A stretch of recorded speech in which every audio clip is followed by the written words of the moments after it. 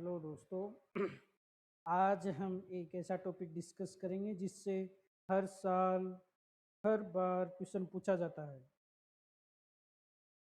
हर साल हर बार क्वेश्चन पूछा जाता है और वो है माइक्रोबायोलॉजी से जुड़ा हुआ एक टॉपिक।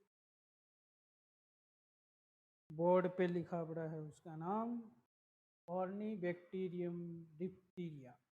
कॉर्नीबैक्टीरिया डिप्थीरिया है। ये सबसे पहले तो क्या होता है, एक ग्राम पॉजिटिव बेसिलाई होता है। क्या होता है? ग्राम पॉजिटिव बेसिलाई होता है। और इसका दूसरा नाम जो होता है वो क्या होता है? क्लेब लोफलर्स बेसिलाई। क्लेब लोफलर बेसिलाई एक्चुअली जो वैज्ञानिक थे उनके नाम पे इनका नाम पड़ गया है क्लेब लोफलर्स बेसिलाई। अब हम इसका ग्राम स्टेन करेंगे। तो इसका ग्राम स्टेन करते हैं तो अपने को पता है, क्योंकि ये ग्राम पॉजिटिव है। ग्राम पॉजिटिव बेसिलाई होते हैं, उनका कलर कैसा हो जाता है स्टेन पे? Purple to violet. और जो ग्राम नेगेटिव होते हैं उनका कलर कैसा हो जाता है? जो ग्राम नेगेटिव होते हैं उनका पिंक हो जाता है। और फिर हम इसमें करेंगे, इसमें वाइट ग्रेन्यूल्स भी दिखाई देते हैं अपने को। और फिर इसका जो सबसे इम्पोर्टेंट है अल्बर्ट स्टेन, जिसमें आपको वो दिखता है चाइनीज लेटर पैटर्न वाला, तो वो सबसे बेस्ट होता है इसका। तो जिसमें ग्रीन ग्रीन कलर के दिखते हैं वो, उनको बोलते हैं मेटाक्रोमेटिक ग्रेन्यूल्स, जिसका दूसरा नाम होता है वोल्यूटिन और पॉलीमेटाफॉस्फेट बेस इनरिचमेंट ग्रेन्यूल्स।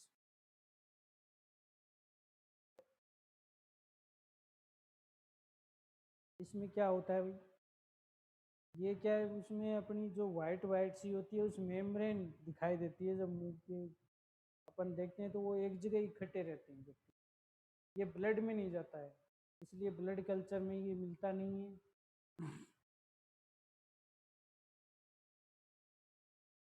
तो इसमें क्या होता है कि जो ग्रीन ग्रीन से होते हैं ना, जो ये ग्रेन्यूल्स होते हैं, ये ग्रेन्यूल्स इसके लिए एनर्जी सोर्स होते हैं। क्या होते हैं? एनर्जी सोर्स होते हैं इसके। ये एनर्जी कहाँ से लेता है? अगर नहीं मिलती है तो ये ग्रेन्यूल से लेता है, उसमें डिपॉजिट रहती है एनर्जी। तो ग्रेन्यूल से ये एनर्जी लेता है। और अब इसका जो है वो अपन देखेंगे, ये टॉक्सिन होता है। क्या होता है? टॉक्सिन। कॉर्नीबैक्टीरिया टॉक्सिन होते हैं, वो दो तरह के होते हैं, ए और बी। तो जो इसका जो टॉक्सिन होते हैं वो बोलते हैं एक्जोटॉक्सिन, जो कि स्ट्रांगली होता है।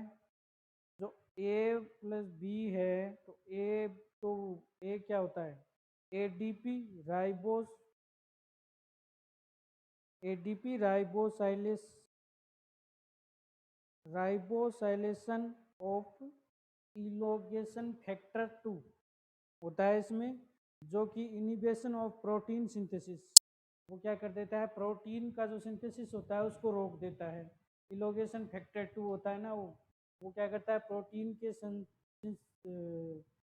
सिंथेसिस को इनिबिट कर देता है, जिससे क्या होता है? सेल डेथ हो जाती है। और जो बी होता है वो ओनली सेल से बाइंडिंग होता है। क्या होता है? बाइंडिंग होता है। तो इसको याद रखने के लिए आप जैसे A B C D E F याद कर सकते हैं। ए बी इसके दो फैक्टर हैं, टॉक्सिन है दो। और सी डी मतलब कॉर्निया बैक्टीरियम डिप्थीरिया। और ई एफ इलोंगेशन फैक्टर।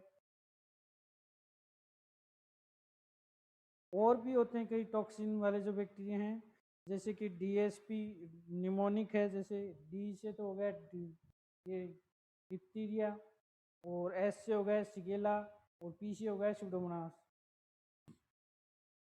तो डीएसपी से क्या याद रखोगे? डिप्थीरिया, सिगेला और सुडोमोनास, तीन बैक्टीरिया और हैं जिनको याद रखना है, ये टॉक्सिन होते हैं। अब डिप्थीरिया के बारे में कुछ और बातें। इसमें क्या होता है कि सूडो मेम्ब्रेन होती है। सूडो मेम्ब्रेन जिसके नीचे आप वो वाइट वाइट से कलर की दिखाई देती है। जो वाइट वाइट का जो कलर है उसकी जो मोस्ट कॉमन साइट है वो कौन सी होती है?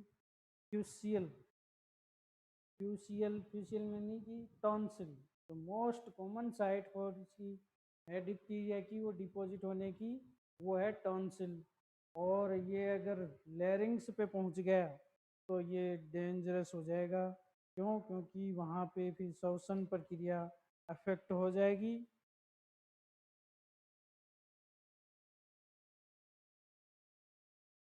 वेरी डेंजरस, रेस्पिरेटरी ऑब्स्ट्रक्शन हो जाएगा। लेरेंजियल में पहुंच गया तो पेशेंट की डेथ हो जाएगी।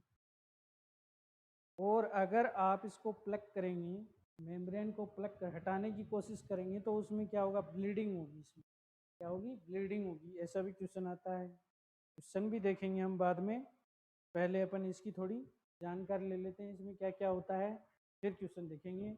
तो सबसे पहले जो मैंने बता दिया है, जो मेम्ब्रेन होती है सूडो मेम्ब्रेन, उसको जब हटाते हैं, प्लग करते हैं, तो ब्लीडिंग होती है इसमें।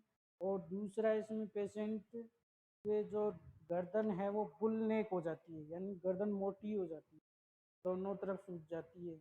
एक मम्प्स होता है जिसमें वो पैरोटिड ग्लैंड होती है, वो फूलती है उसमें, लेकिन वो यूनिलेटरल होता है, बाइलेटरल नहीं होता है। इसमें क्या होता है? दोनों तरफ की गर्दन, यानी कि बाइलेटरल गर्दन है, वो फूल जाती है, इसे बुल नेक होती है इसमें। ये इंपॉर्टेंट है, इस पे क्वेश्चन आ चुका है एफएमजी में। अब जब इसके क्रॉनिक कॉम्प्लिकेशन क्या क्या होंगे, अब इसकी क्रॉनिक कॉम्प्लिकेशन, एक तो होता है मायोकार्डाइटिस। क्या होता है? मायोकार्डाइटिस, जो कि मोस्ट कॉमन है, मैक्सिमम जो डेथ देखी गई हैं वो इससे ही होती हैं। और दूसरा जो है वो है पॉलीन्यूरोपैथी। पॉलीन्यूरोपैथी है, दो ही कोज हैं, क्रोनिक कॉम्प्लिकेशन दो ही हैं, मायोकार्डाइटिस और पॉलीन्यूरोपैथी। अगला जो है diphtheria is toxaemia, not bacteraemia. तो ये बैक्टीरिया नहीं है, टॉक्सीमिया है। तो अपने को एंटीबायोटिक देने का कोई यहाँ लाभ नहीं है, लेकिन इनिशियल स्टेज के लिए अपन एंटीबायोटिक देते हैं इसमें। वैसे इसमें एंटीबायोटिक देने का कोई रोल नहीं है। ब्लड कल्चर में आपको इसमें पहले बता दिया कि ब्लड का आप कल्चर करोगे तो उसमें ये नहीं देखने को मिलेगा, नो ग्रोथ। तो लैब डायग्नोसिस के लिए क्या करोगे? स्यूडो मेम्ब्रेन की बायोप्सी लोगे आप, एक पंच लोगे। Input on culture media and Gram stain and Albert stain. तो सबसे बढ़िया तो एल्बर्ट स्टेन ही होता है। कल्चर मीडिया जो इसका है वो है कौन सा? Loeffler serum slope, Loeffler serum slope, यानी कि LSS शॉर्टकट में बोले तो। दूसरा जो है वो है पोटेशियम क्लोराइड अगार, पोटेशियम क्लोराइड अगार। जो बेस्ट अगर पूछा जाए तो पोटेशियम क्लोराइड अगार है। और अगर जल्दी करना हो अर्ली डायग्नोसिस के लिए तो वो है लोफलर सीरम स्लोप। तो अपने को जल्दी करना हो तो LSS ले लेंगे, और बेस्ट ही करना है तो अपन क्या करेंगे? पोटेशियम क्लोराइड अगार पे करेंगे इसको। जो इसके टॉक्सिन डीमोनेस्ट्रेशन,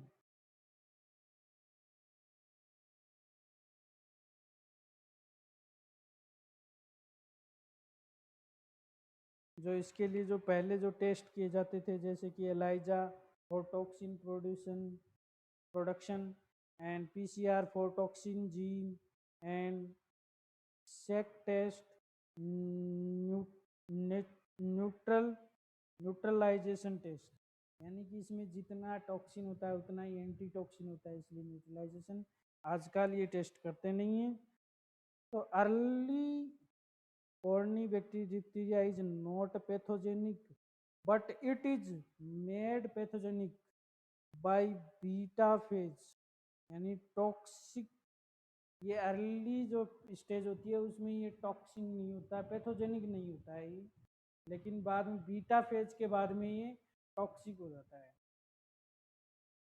तो जिसमें क्या होती है? लाइसोजेनिक कन्वर्सन देखने को मिलता है। लाइसोजेनिक कन्वर्सन का जो टिपिकल उदाहरण है वो क्या है? कॉर्नीबैक्टीरियम डिप्टीरिया ही है, कॉर्नीबैक्टीरियम डिप्टीरिया ही है। फिर इसका ट्रीटमेंट देखेंगे। तो ट्रीटमेंट क्या होता है? ट्रीटमेंट इसमें मैंने बताया था कि एंटीबायोटिक इसमें काम नहीं करती हैं। एंटीबायोटिक सिर्फ क्या करते, इनिशियल स्टेज के लिए देते हैं। एंटीबायोटिक इसलिए काम में नहीं करे क्योंकि ये ब्लड में नहीं होता, एक ही जगह इकट्ठे पड़े रहते हैं उसमें। तो इसमें अपन देते हैं anti diphtheria serum. Anti diphtheria serum देते हैं जो 80,000 से 1 लाख तक की यूनिट देते हैं। और इनिशियल स्टेज के लिए जो एंटीबायोटिक देते हैं वो है पेनिसिलिन और इरिथ्रोमाइसिन। अब इसकी वैक्सीन भी आ चुकी थी लेकिन इंडिया में अभी वो लग नहीं रही है। DPT vaccine, pertussis component. इसमें जो पी होता है वो प्रोटोसिस कंपोनेंट होता है जो कि एडजुवेंट को दर्शाता है, यानी कि ये अपना जो इसका जो होता है ये खुद तो इम्यून सिस्टम को बढ़ाती है, लेकिन और जो अन्य बीमारी हैं जैसे टिटनेस वगैरह उनसे भी प्रिवेंट करती है ये वैक्सीन। ठीक है, इसलिए ये अच्छी है। तो ये था अपना कोर्नी बैक्टीरियम डिप्टीरिया। तो इसमें मोटे मोटे तो एक इसमें आपको याद रखना है अल्बर्ट स्टेन होता है जो चाइनीज लेटर मिलते हैं उसमें क्यूनी फॉर्म मिलती है, हरा कलर का होता है वो। और इसमें दूसरा इसमें गर्दन है वो बुल जैसी हो जाती है। और इसमें मेम्ब्रेन होती है, उसको प्लग करते हैं तो ब्लीडिंग होती है। ऐसे ब्लीडिंग की हिस्ट्री दे देगा, पूछेगा क्या है इसमें, तो पेशेंट में इसमें है डिप्टीरिया। तो अपन इसका क्वेश्चन करेंगे अभी।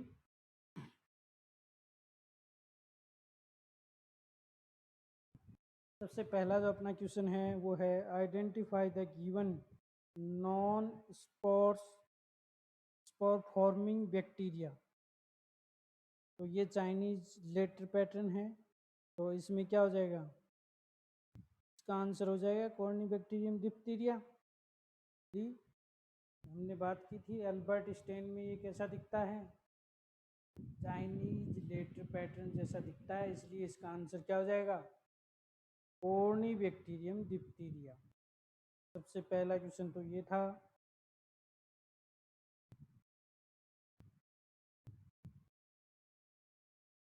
Corny bacterium diphtheria. अगला जो अपना क्वेश्चन है इसमें दिया गया है ए 5 years old present with fever and bullous neck and as shown in the image identify the disease। तो इसकी जो गर्दन है वो बुल जैसी दिख रही है, तो इसमें क्या कौन सी डिजीज है, डिप्टीरिया। डिप्टीरिया में तो होती है बुल स्नेक। तो इसमें पहला ऑप्शन दिया गया था, ऑप्शन यहाँ पे है इसके, मम्प्स, लाइम्स डिजीज, डिप्टीरिया और मीजल्स। मम्प्स में एक ध्यान रखना, मम्प्स में तो पेरोटिड ग्लैंड होती है वो सूजती है उसमें, तो वो यूनिलेटरल होती है यानी दोनों तरफ से नहीं सूजती है। इसमें तो वो बुल्स जैसी नेक दिख रही है आपको, तो इसका आंसर क्या हो जाएगा डिप्टीरिया। क्या है डिप्टीरिया। तो ये अपना था दूसरा क्वेश्चन। एक और क्वेश्चन है अपना,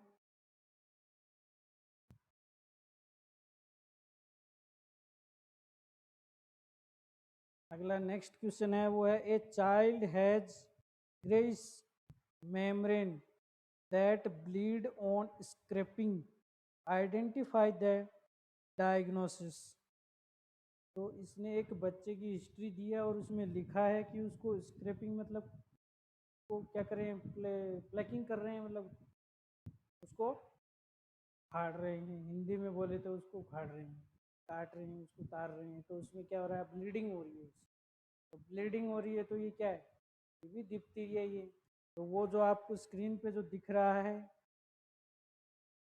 ये जो वाइट वाइट सा है यही तो है वो डिप्टीरिया। ये मेम्ब्रेन, इस मेम्ब्रेन की बात कर रहा है, इसको स्क्रिपिंग करते हैं तो क्या होती है, ब्लीडिंग होती है। मेम्ब्रेन को स्क्रिपिंग करेंगे तो क्या होगी, ब्लीडिंग होगी। तो आइडेंटिफाई द डायग्नोसिस, डायग्नोसिस क्या हो जाएगा इसमें डिप्टीरिया। तो इसमें बी ऑप्शन दिया है लुडविग एंजाइना, मीजल्स, टेटनस। तो अपना आंसर क्या है डिप्टीरिया। तो ये थे अपने डिप्टीरिया से जुड़े हुए कुछ क्वेश्चन। तो डिप्टीरिया पे अभी तक इतने क्वेश्चन पूछे गए एफएमजी में वो हमने डिस्कस कर लिए हैं। और भी कोई क्वेश्चन मिलेगा अब अगले लेक्चर में अपन डिस्कस कर लेंगे।